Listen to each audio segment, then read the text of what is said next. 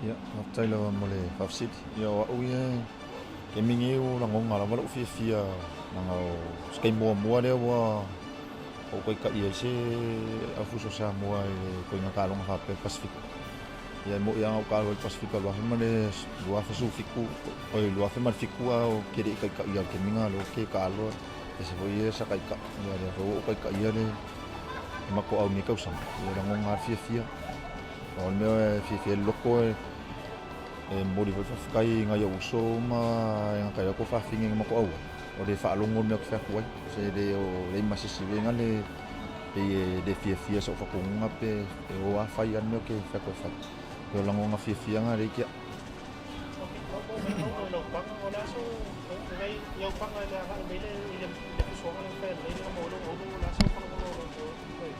ia risi mea pauan mea kau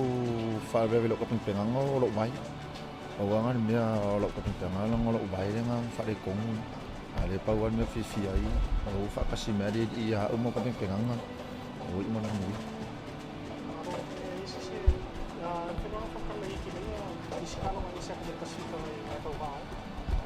kere kalonga sa u kau vai ia ai o mea fia lo ngangam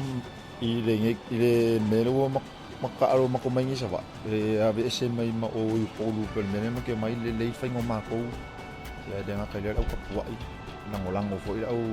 kanga kai ngi sala fai ya mako fang o kamare fenga ma di o kinga o le vai moso ma freula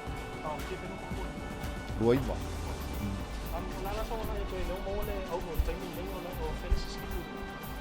ya le fakai kari pe le ase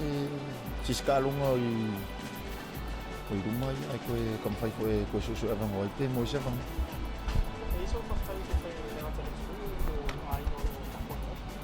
mo dia ko fakai dia ku ne dia ngakai dia ya salang langon ma ko au ke fa pe ngai ma ku ma sen ma ko on spirit